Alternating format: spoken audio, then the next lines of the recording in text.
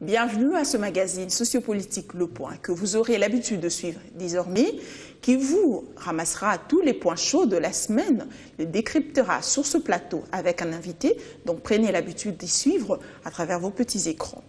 Pour ce premier numéro, nous recevons pour vous l'ambassadeur honoraire de la République démocratique du Congo auprès du Royaume de Belgique, M. Jean-Pierre Mutamba. Bienvenue. Merci. Vous avez suivi comme nous l'actualité que ce 21 juillet, le roi de Belge va pouvoir abandonner son poste au profit du prince Philippe à cause du poids de l'âge et de quelques difficultés de santé. Est-ce que vous pensez que cela pourrait quand même entamer la relation belgo-congolaise qui existe déjà? D'abord, le roi a abdiqué, ce qui est tout à fait normal. Vous avez suivi la reine Béatrice à côté, a fait la même chose. Effectivement, le roi a eu beaucoup de cas de maladie dans sa vie. Il a dit lui-même par rapport au poids de l'âge. Ce que vous devez néanmoins savoir, c'est que le prince Philippe a été préparé depuis très longtemps. Et même avant le roi actuel, c'est lui qui devait passer. C'était justement à l'époque, à cause de son âge, son jeune âge, qu'on a donné à son père pour qu'il le fasse. Et il a fait 20 ans. Et je pense qu'effectivement, pour quelqu'un qui du reste n'était pas préparé, c'était le prince Philippe qui était préparé. Et puis lui, il a pris les choses en main. Je ne pense pas que le fait que ce n'est plus le roi Albert et que c'est le prince qui sera le 21 juillet roi, va changer quelque chose dans les relations entre la Belgique et la République démocratique du Congo. D'autant plus que, justement, le roi, les royaumes, d'une façon générale, ont une politique qui est stable et quand le roi arrive, il suit cette politique. Ce qui est vrai, c'est qu'il peut donner une impulsion différente ou un peu plus particulière. Donc il n'y a rien à craindre? Je ne vois même pas pourquoi nous devons avoir à craindre si la Belgique décide de changer de tête ou de chef. Je pense que si vous ne le savez pas, pour votre information, le 30 juin 1960, nous avons eu notre indépendance avec la Belgique. Donc aujourd'hui, nous pensons que 53 ans après, nous pouvons avoir juste des relations d'intérêt, des relations, mais on n'a pas à avoir peur parce que quelque chose a bougé en Belgique. Je ne pense pas. Alors, je rappelle quand même que vous avez fait plus de 6 ans à travers le poste que vous avez occupé comme ambassadeur de la République démocratique du Congo auprès du Royaume de Belgique. Donc, on peut comprendre par là que vous connaissiez personnellement le prince Philippe? Écoutez, connaître personnellement, c'est-à-dire quoi? C'est pas un ami, mais c'est oui, parce qu'il y a beaucoup d'activités. Il assistait, il représentait le roi, comme je vous dis, qu'il était très préparé. Dans la plupart des choses, c'est le prince Philippe qui venait. Oui, j'ai eu à le saluer plusieurs fois, à plusieurs occasions. Oui, effectivement, je connais aussi un peu la manière de fonctionner du royaume. En tant qu'officiel, c'est quel type de personne? Écoutez, il y a d'abord quelque chose que vous devez savoir. Les rois ne parlent pas. Les rois, surtout les Belges, dans leur façon de vivre, le roi ne s'exprime pas, ne donne pas son point de vue en public du moins. Bon, effectivement, nous parlons quand on se voit, il demande le Congo, etc. À l'époque déjà, il aurait souhaité venir plusieurs fois au Congo. Bon, par rapport à la situation de chez nous, comme vous savez que le déplacement d'un roi est un symbole. Donc si jamais il se retrouve à Kinshasa et qu'il y a des problèmes d'élection ou de guerre ou de légitimité, c'est toujours quelque chose qui peut affecter. Alors il préfère préserver le roi. Donc pour qu'un roi voyage ou un prince voyage, c'est plein de formalités qu'il faut arriver à faire. Donc le prince, c'est quelqu'un qui est ouvert et bon, il est aussi même un peu, j'allais dire comique, mais non, mais c'est quelqu'un qui aime de l'humour. Mais comme vous savez, le roi ne s'exprime pas en public et surtout pas en dehors du royaume. D'accord, en République démocratique du Congo, nous y revenons. il y a quand même beaucoup de rebondissements dans l'actualité, entre autres les concertations nationales, le conclave de l'opposition politique congolaise, mais également la fameuse revision de la Constitution à travers le livre que le professeur Bochab a pu mettre sur le marché, et ça a créé beaucoup de polémiques. Que pensez-vous de cela? Vous avez dit trop de choses à la fois. Je parle de quoi? De conclave ou conclave, ça c'est il y a combien d'années? Maintenant c'est concertation nationale. Écoutez, je pense que lorsqu'un pays est affronté à des difficultés, son chef décide de l'orientation qui pour lui peut amener à ce que le problème soit résolu. Dans le cas d'espèce, lors du dernier congrès, le chef de l'État a décidé ou a annoncé la tenue d'une concertation qui puisse rassembler les Congolais pour pouvoir justement trouver des solutions par rapport à l'avancée de la cohésion de notre pays qui demandait que les gens s'asseyent, voir comment non seulement la paix à l'Est, mais aussi la reconstruction du pays. Donc il a lancé cela et dernièrement il a formalisé ce souhait qu'il avait lancé lors du congrès en décembre. Il a formalisé cela par une ordonnance qui est sortie, que vous avez la teneur. Donc, le souhait du chef de l'État, comme le souhait de tout Congolais, c'est de trouver des solutions. Et voilà, à partir du moment où aujourd'hui les choses sont lancées, il y a le conclave de l'opposition, j'espère que c'est de ça que vous vouliez faire allusion. Moi, je pense que tout ça, ça fait partie de l'exercice de la démocratie. Les opposants qui jouent leur rôle d'opposants, mais la chose la plus importante pour moi serait que tout ce qui se passe autour, que ce soit du conclave, que ce soit de la concertation, soit l'homme, que ce soit l'homme et le Congolais au centre de leurs préoccupations. Donc si les gens commencent à chercher à aller à ces concertations pour eux avoir des postes, pour eux avoir des places ou des mots à dire, ça veut dire que nous allons recommencer encore un énième dialogue. Mais si les gens comprennent qu'il faut qu'on arrête avec les souffrances qui se passent à l'Est, aujourd'hui la gangrène est partie. À partir du moment où, à chaque fois, on parle de l'Est, les ressortissants de l'Est deviennent des vedettes. À tout, c'est eux qui sont reçus. Ben voilà, les Katakatanga commencent aussi, ils veulent s'inviter à la table. Au Kasaï, il y a aussi des gens qui ont commencé un peu avec un colonel. Et puis à Beni Butembo, il y a eu encore des histoires. Donc, nous devons, à un moment donné, que le Congolais se lève et dise s'ils travaillent pour le Congolais, pour le Congo ou pour eux. Et si c'est pour eux, derrière quel intérêt? Donc nous pensons, nous, que ce qui est en train de se passer aujourd'hui, le conclave, c'est un exercice de la démocratie, mais dans l'intérêt de la population congolaise. Si c'est autrement, il y a un problème. Vous avez soulevé la question du livre du professeur.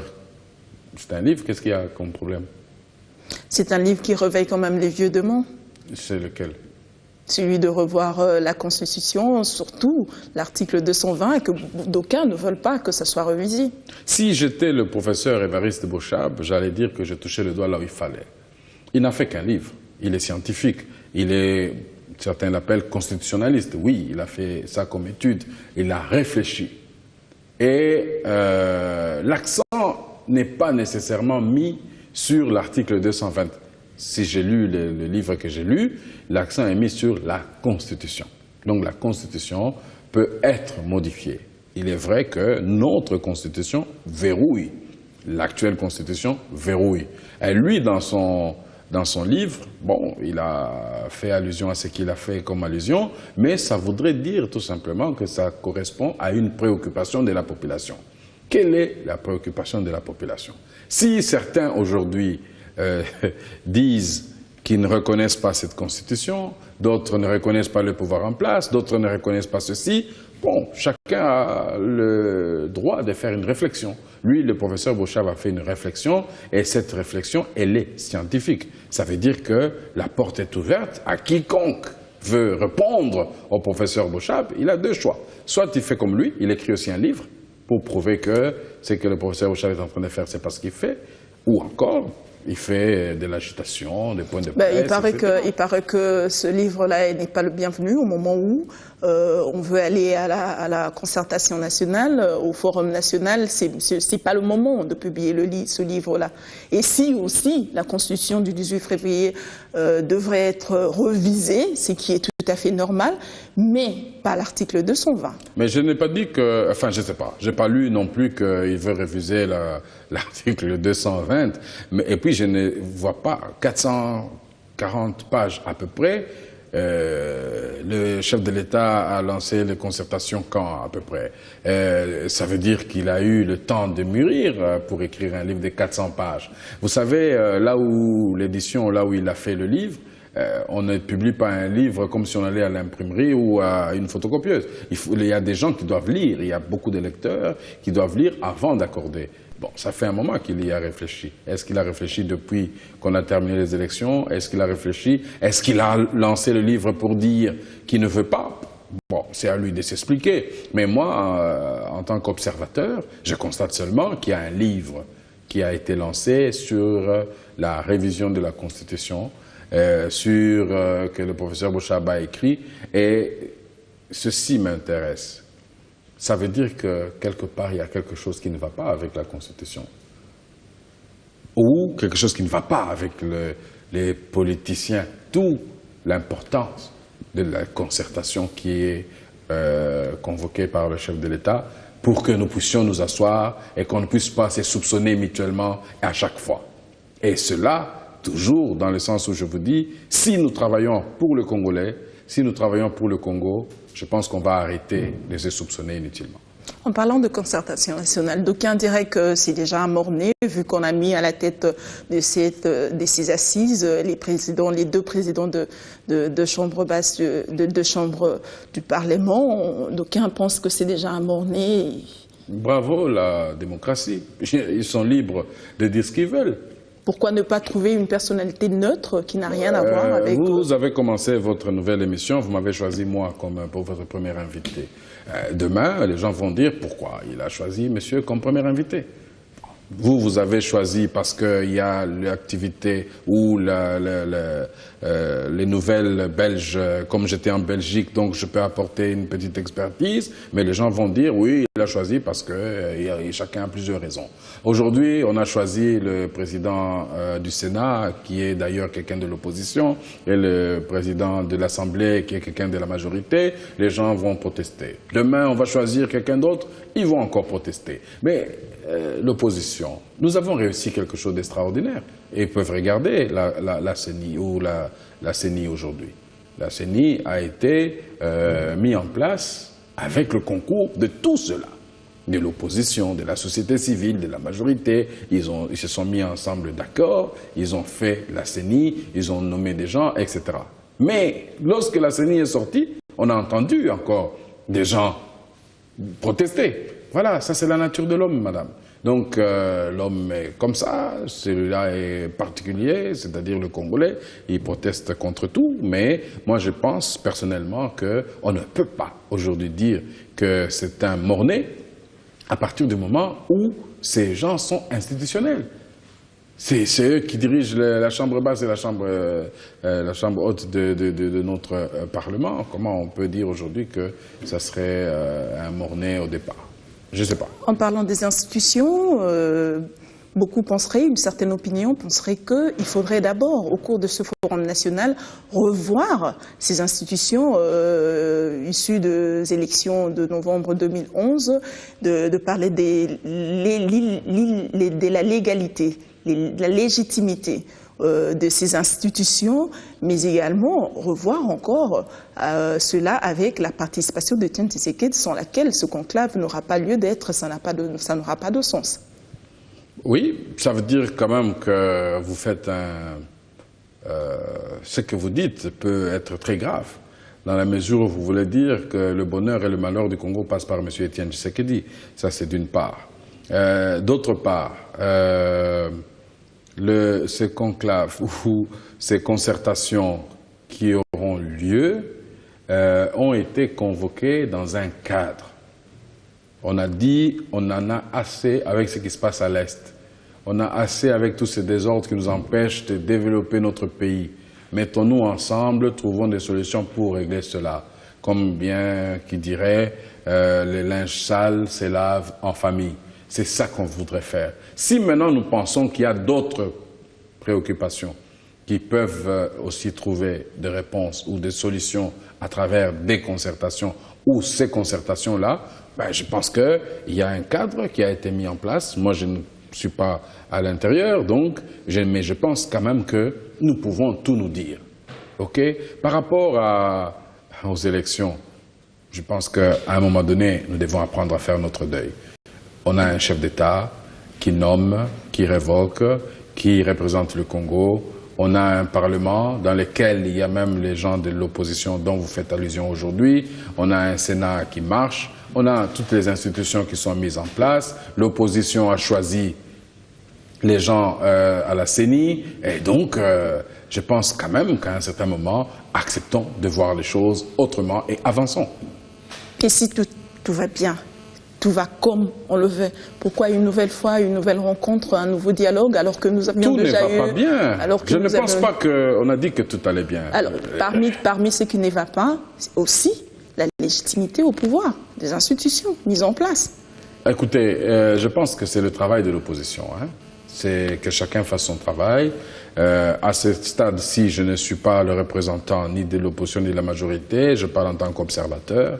Et je peux vous dire qu'il y a des choses pour lesquelles un minimum de respect est aussi recommandé. Il y a une convocation, une concertation.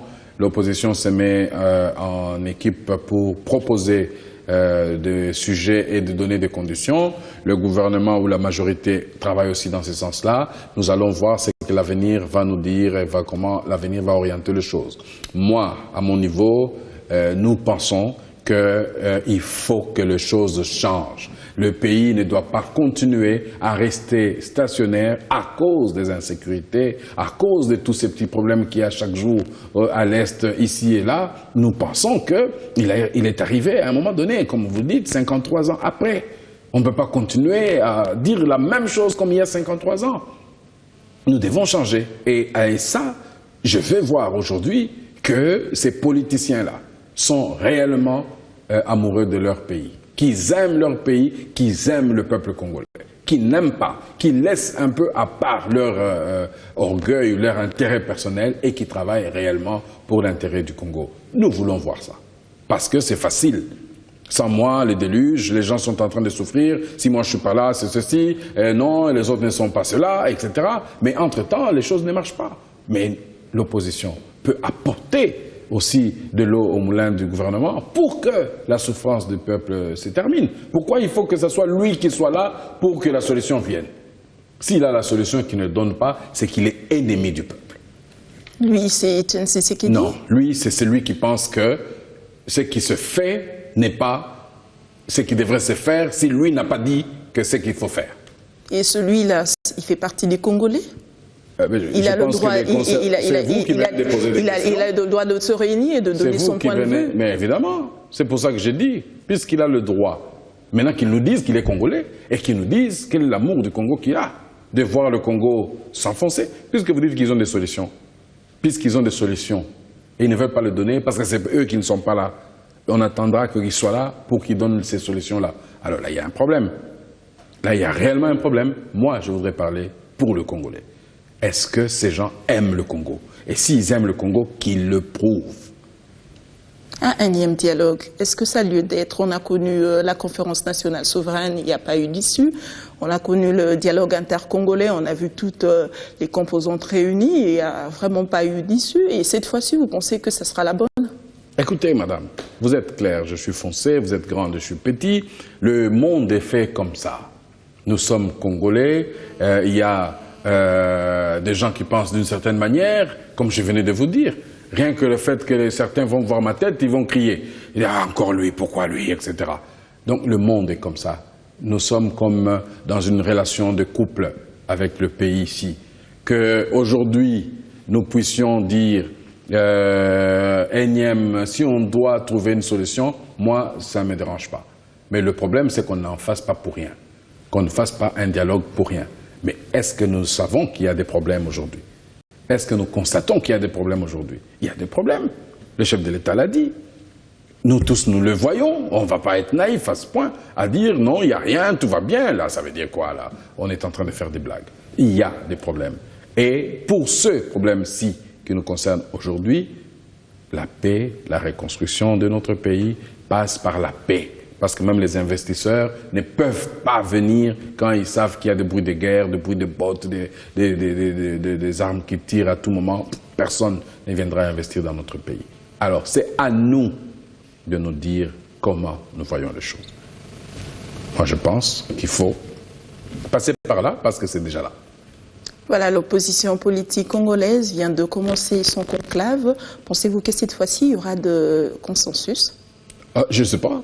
Moi, je vous ai dit tout à l'heure que je ne suis pas ni mandaté, ni représentant de l'opposition, encore moins de la majorité. Je suis qu'un observateur. C'est que je dis, et à l'opposition, et à la majorité, est-ce que le centre, le cœur de leurs préoccupations, c'est le peuple congolais? Si oui, bravo. Si c'est leur propre préoccupation, si moi je ne suis pas là, ça ne va pas marcher. Le principe du ôte-toi de là que je m'y mette ne marche plus. Il faut que le Congolais soit au centre de nos préoccupations, au centre de nos actions. Alors vous, en tant qu'observateur avisé, vous pensez qu'il y aura un consensus quand même, cette fois-ci? Le Congolais est étonnant, il est bizarre, il est difficile, il est spécial. C'est quand on pense que ça ne va pas aller que c'est toujours là que ça marche. 1 plus 4, personne n'a fait le 1 plus 4 pour qu'on réussisse, avec bravoure. Tout le monde pensait qu'on allait se tuer ici à Kinshasa, que le MLC, quand il allait venir, ça allait être je ne sais pas quoi. Le RCD, on a travaillé pacifiquement, on a organisé les élections sans problème.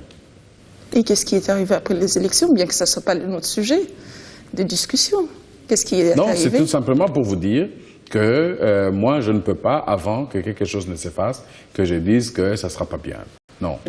Je ne parie pas sur les naissances précoces. Je dis, j'attends de voir le bébé, je vous dirai si c'est quel sexe, etc., et s'il est clair ou il est sombre, j'attends la naissance. Donc aujourd'hui, je donne tout mon encouragement et mon accompagnement à ces concertations, puisqu'ils ont été déjà convoqués, que ça réussisse, que ça puisse soulager tant soit peu à la misère de la population congolaise. Mais ces conclaves qui ont déjà commencé, ce conclave de l'opposition ne réunit pas tous les opposants.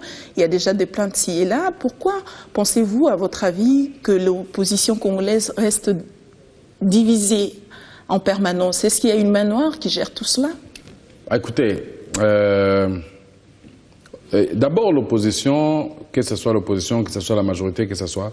il faudrait qu'on arrive un jour à comprendre c'est quoi le fonctionnement des partis politiques ou le fonctionnement tout court de la politique. Aujourd'hui, on me parle de parti socialiste, parti... Est-ce que chez nous, on sait même qui est de gauche, qui est de droite, etc. Non, c'est un mélange comme ça. Finalement, quand au cours d'une concertation, on se rend compte que les points de vue divergent, chacun va dans son sens, etc. Donc, aujourd'hui, qui est ces conclaves? Écoutez, l'objectif, comme je viens de vous dire, pour nous, peuple, c'est de voir que tout ce qu'ils vont faire dans leur conclave, que quand ils iront dans ces concertations, mais que l'issue de ces concertations, de ces conclaves, de ces rencontres qu'il y a, soit le Congolais, soit le Congo. Si cela est le cas, nous pouvons vous dire qu'ils ont réussi leur démarche. Si ça ne marche pas, ça veut dire tout simplement qu'ils sont allés là-bas pour d'autres priorités, d'autres besoins. Et là, je peux vous rassurer que le peuple congolais ne va pas laisser passer cela. En ce début de mois de juin, le mois qui vient de s'achever, vous avez lancé quand même, porter les décors ou donner les couleurs aux fêtes nationales qui est la fête de l'indépendance, on vous a vu, mais vous pensiez que cette fête devrait se célébrer dans cette façon-là, dans la méditation, comme il s'est fait dernièrement, en donnant le temps? Écoutez, d'abord vous parlez des fêtes. Nous, on ne parle pas des fêtes. Le gouvernement a décidé, ça fait 2 ans déjà, qu'on passait dans la méditation parce que les gens à l'Est et ailleurs sont en train de souffrir. Donc ici, on ne peut pas montrer des réjouissances. Notre objectif à nous, quand nous avons lancé la campagne Bissau, l'année passée c'était nous aussi, cette fois-ci c'est nous, c'est tout simplement pour dire aux gens que la célébration de l'indépendance, c'est un état, ça devrait être un état d'esprit. C'est-à-dire expliquer aux gens ce qui a fait qu'aujourd'hui nous soyons indépendants. Ce qui ont fait que nous ayons l'indépendance et ce qui devra nous motiver pour que nous demeurions indépendants. C'est là que nous avons dit, si premièrement le Congolais ne travaille pas, il n'y aura pas d'indépendance parce que nous dépendrons toujours des plus riches, alors que nous sommes extrêmement riches. Donc, nous devons nous arranger pour intérioriser cette indépendance que les héros et les pères de l'indépendance ont eu en juin 60. Évidemment, ils ont commencé en 59 avec tout ce qu'il y a eu comme problème. Il y a eu les tables rondes, il y a eu l'annonce de la déclaration de l'indépendance et puis il y a eu l'indépendance le 30 juin. Mais tout cela ne peut être valable que si le Congolais intériorise lui cela. En fait, l'indépendance, c'est célèbre. Ce n'est pas comme seulement quand on a fait le défilé triomphal ou sur le boulevard du 30 juin comme c'était à l'époque, qu'on dit qu'on a passé l'indépendance. Non, c'est comme la fête nationale. C'est comme, pardon, la fête de 31 décembre, comme Noël, comme Bonne Année. C'est-à-dire c'est une fête, une journée symbolique qui nécessite à être célébrée par le Congolais. Mais le célébrer, c'est se rappeler, c'est se remémorer, c'est se souvenir que des gens sont morts pour que nous puissions avoir cette indépendance. Les gens ont été humiliés, les gens ont été, on était traités comme on ne peut pas le décrire. À ce moment-là, on se dit, écoutez, aujourd'hui c'était cette journée-là où nous avons pu diriger les opérations pour que le colonisateur nous cède cette liberté. Qu'est-ce que nous faisons de cette liberté 53 ans après? Là est maintenant la démarche que nous sommes en train de faire aujourd'hui. Lorsque nous disons « nous, Congolais », nous voulons l'Ipanda now, l'Ipanda tout de suite, l'Ipanda to Bakiti, c'est arraché. Alors, lorsque nous, Congolais, nous disons « nous voulons cette indépendance », comment nous allons demeurer indépendants si nous ne travaillons pas, si nous ne transformons pas les richesses que nous avons, si nous ne changeons pas les choses? Là, on peut dire ce qu'on veut, demain on ira toujours demander de l'autre côté. C'est comme un fils qui parle à son père, « Ah, tu crois, parce que toi tu as une voiture, parce que, allez, moi je m'en vais ». Il part, il dort dans le coin de la rue, il est devenu chégué, etc. Là, le père va, finalement, le père est père, il part dire, petit, viens. Mais si le petit sort de là et que il a le moyen, et le père voit que son fils, il se construit des maisons, il n'est pas voleur, il a fait ceci, il a réussi à s'installer, à ce moment-là, le père sera fier. Dans le cas d'espèce, c'est ce que nous demandons. Nous voulons que le Congolais se réveille. Que pour dire avec fierté que nous sommes indépendants, nous devons transformer tout ce que nous avons comme richesse, comme capacité dans nos sols et nos sous-sols, et nous devons travailler. Et vous ne pensez pas que cette série des méditations pour les fêtes qui concernent quand même la population, les jouissances de la population, sont aussi liées à la gestion du Premier ministre Matata Mponyo? Parce que s'il faut relier carrément cette situation à la guerre à l'Est, il faut dire que la guerre à l'Est dure un peu plus de 2 décennies.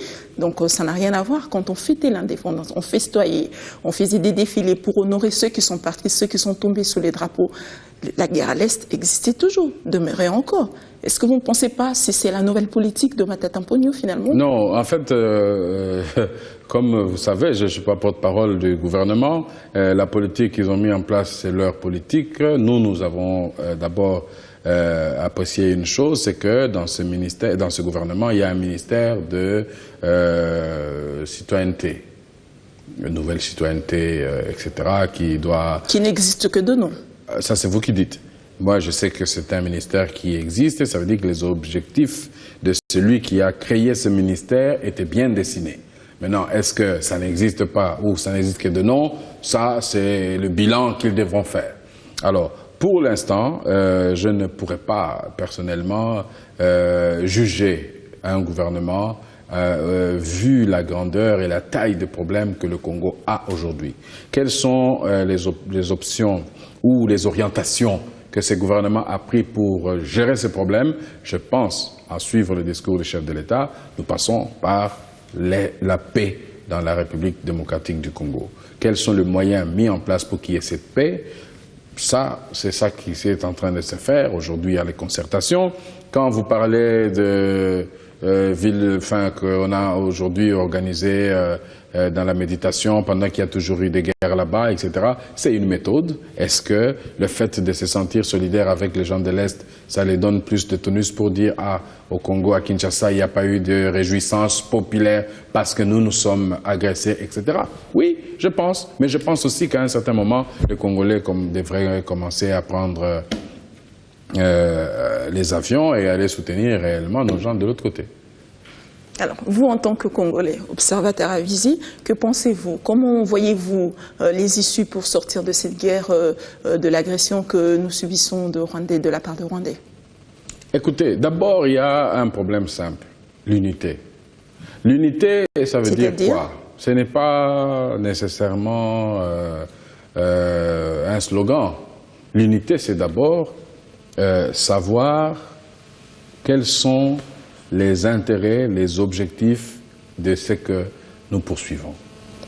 Nous devons avoir la même vision des choses, tout Congolais. Parce que c'est quand même dommage que lorsque un Rwandais ou quelqu'un d'une autre nationalité prend la parole et dit quelque chose sur le Congolais ou le gouvernement congolais, c'est tout le monde qui va dans ce sens-là. Aujourd'hui, il y a cette histoire de l'Est, la mobilisation que le chef de l'État voudrait, que le Congolais devrait, que nous demandons aux gens. Ce n'est pas nécessairement pour un individu, c'est pour le pays. Parce que si nous parlons le même langage, si tous les Congolais connaissent la valeur, l'importance du Congo, le pouvoir qu'a le pays que nous avons et le pouvoir que les Congolais ont, je pense qu'ils vont se réveiller très vite. Parce qu'aujourd'hui, c'est tout simplement parce que, comme on dit, on ne lit pas beaucoup. Il faut écouter les autres parler du Congolais ou du Congo. Tout le monde aime le Congo. Les gens auraient aimé qu'on nous déplace, nous, et que les autres viennent ici. On a tout ce qu'il faut. Moi, je dis toujours que le tableau de Mendeleïev est représenté au Congo. Mais on dirait que les Congolais ne connaissent pas les valeurs de leur propre pays. Vous voyez, c'est triste. On préfère aller ailleurs. Voilà qu'on a plein de réfugiés à l'extérieur pendant que nous avons tout qui pousse tout seul ici. Donc, c'est important que nous soyons unis. Lorsque nous serons unis, nous pouvons régler nos comptes avec tous les adversaires. Qu'entendez-vous par unité? C'est à travers les concertations qui vont se passer? Mais il y a des gens qui ne vont pas être dans les concertations. Est-ce que ça va réunir... Qui seront exclus?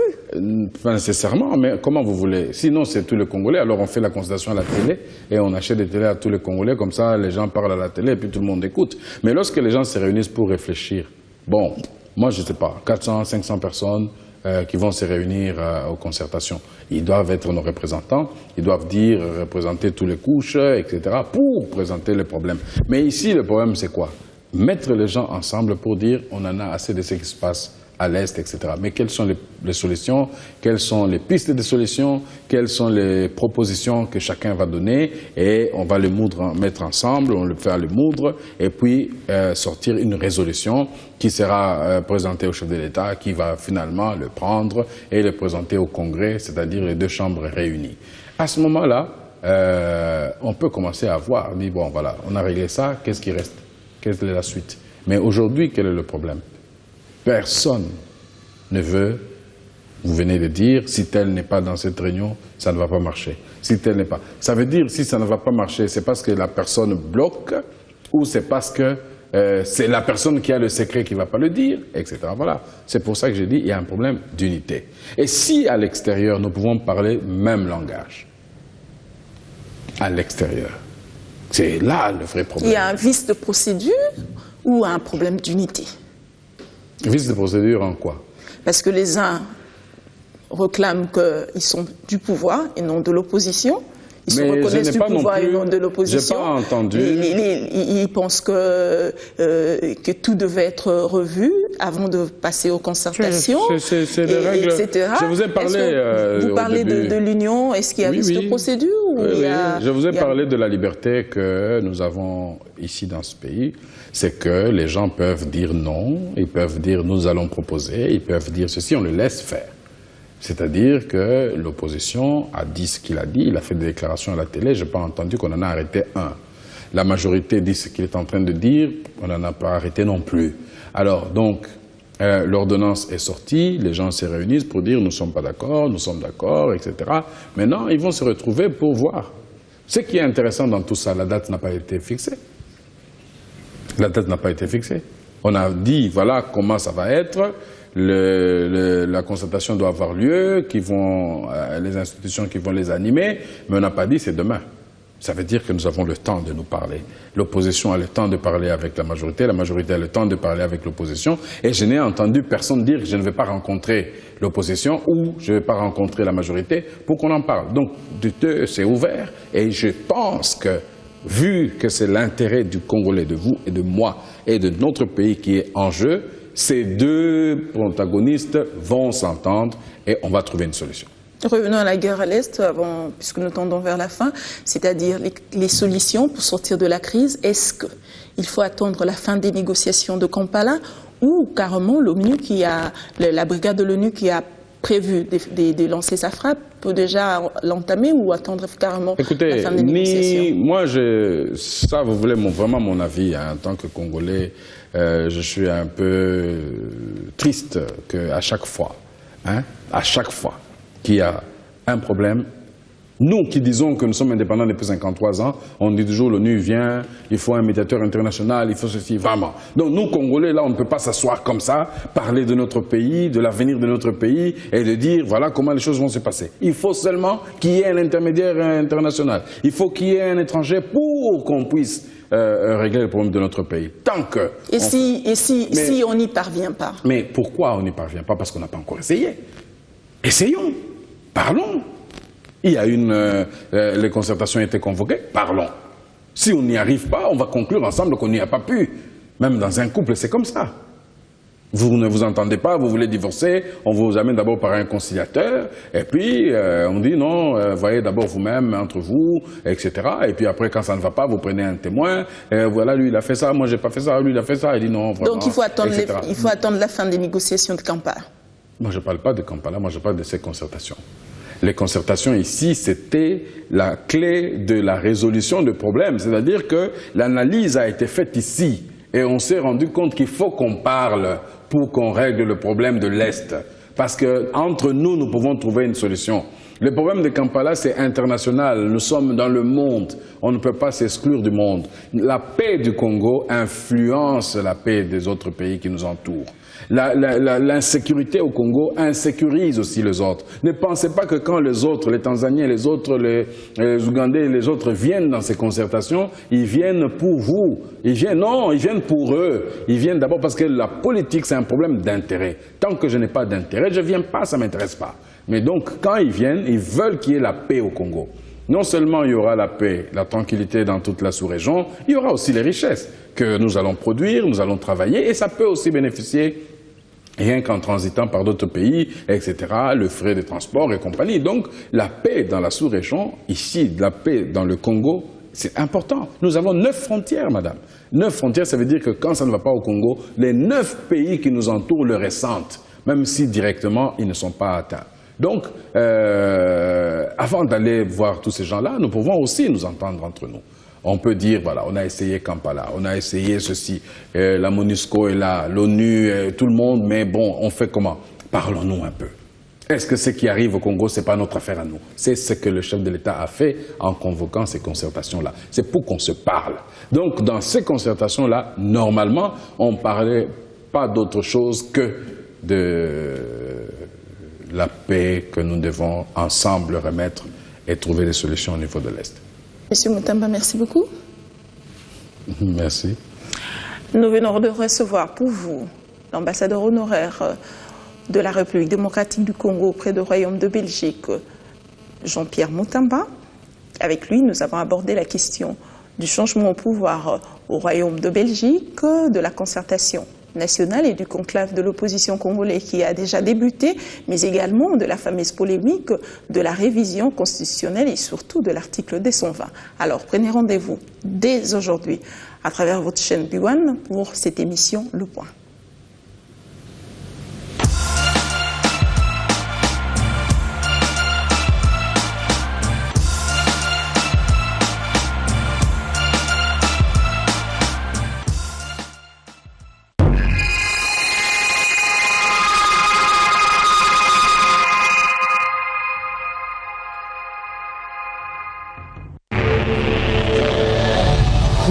Qu'est-ce qui se passe au stade le jour du match? C'est la guerre entre M. Minapo et M. Ouattara. Ah, dites-moi. Un problème de protocole, là. Lorsqu'ils descendent pour aller saluer les joueurs, c'est M. Minapo qui se précipite le premier à aller saluer les joueurs. Il y a un problème sérieux de protocole. Les sports font partie de la politique gouvernementale. Le chef du gouvernement, c'est le Premier ministre Matata. Le Premier ministre Matata est au stade.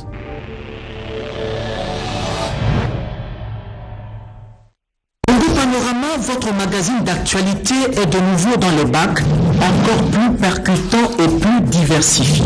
Découvrez votre édition numéro 12 avec une double couverture à la une. Joseph Kabila à New York. 13 ans après, la RDC est à nouveau debout. Découvrez dans ce dossier tout le déroulé du séjour du chef de l'État qui a déployé une intense activité diplomatique en marge de la 69e session de l'Assemblée générale de l'ONU. Joseph Kabila honore l'homme de Tchanzu et Madina. Retour sur les obsèques de feu le général Baouma. Congo Panorama revient sur la visite du président Kabila à Washington où il a également été reconnu comme grand artisan de la paix. Sassou Nguesso chez Kabila. Kinshasa et Brazzaville se relancent. Retour également sur le chantage de Kengo et la Senko à Kabila au sujet de la révision constitutionnelle. Congo Panorama numéro 12, c'est aussi l'économie et le développement avec l'OGFREM qui renforce son ancrage, l'INPP où Chikuya parle de la coopération au développement, l'INSS qui poursuit sa montée en puissance ou encore le partenariat KCC et Moumi pour le social. Découvrez également nos grands dossiers avec la visite de la cité immobilière Kinoisis par le chef de l'État ou encore les innovations à la cité du fleuve. Découvrez aussi notre éditorial intitulé « La paix a un prix », écrit l'éditorialiste Yvon Ramazani. Ce n'est pas tout. Congo Panorama vous propose par ailleurs une édition spéciale économie et agriculture. Bukangalonzo, modèle africain du développement agricole. Tout sur cette nouvelle initiative qui relance l'agriculture en République démocratique du Congo. Toujours en agriculture, découvrez la chaîne des fermes Randi qui témoigne de l'implication des privés dans ce secteur. Congo Panorama spécial revient également sur le séjour du Premier ministre Matata Ponyo en Allemagne où il a réussi à séduire les investisseurs allemands. Congo Panorama, toute l'actualité à votre portée.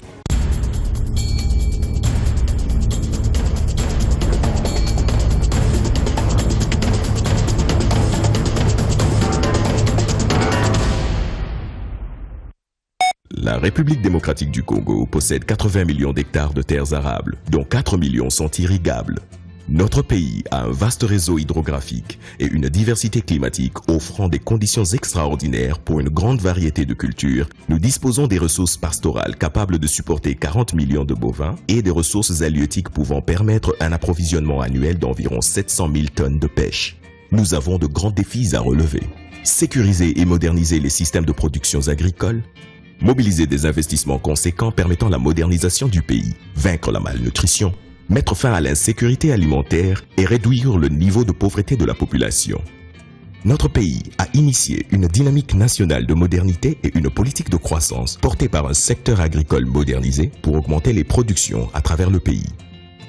Nous avons mis en œuvre le Programme national d'investissement agricole et le Fonds d'innovation agricole qui est à la disposition des innovateurs, producteurs, fournisseurs et entrepreneurs dans les filières agricoles pour transformer durablement de vastes étendues de terres sous-utilisées en l'exploitation agricole rentable, utilisant les nouvelles technologies doté d'équipements et d'infrastructures de production modernes. Nous avons planifié un vaste réseau national de parcs agro-industriels à la hauteur de nos ambitions. À Boukangalonzo, notre projet pilote, une nouvelle cité agro-industrielle voit le jour. École agricole, centre de santé, infrastructures communautaires, logements, pistes d'aviation, routes, électricité, eau potable, communication numérique. Boukangalonzo est une industrie. Sa chaîne de production va de la terre à l'assiette du consommateur. La volonté du chef de l'État, le président Joseph Kabila Kabange, à moderniser le secteur agricole est matérialisée par l'action gouvernementale. Une agriculture ultra perfectionnée pour notre indépendance alimentaire, c'est le socle de la révolution de la modernité. Elle permet la création de milliers d'emplois et le bien-être de la population. Avec le programme national d'investissement agricole, nous faisons du partenariat public-privé la clé de notre stratégie de développement agricole du pays. Comme le dit le président Joseph Kabila Kabange, le temps est venu pour transformer l'agriculture congolaise d'un secteur de subsistance en un puissant moteur de développement économique global. La révolution de la modernité, des choix novateurs pour un pays plus beau qu'avant, pour un Congo nouveau, un Congo émergent.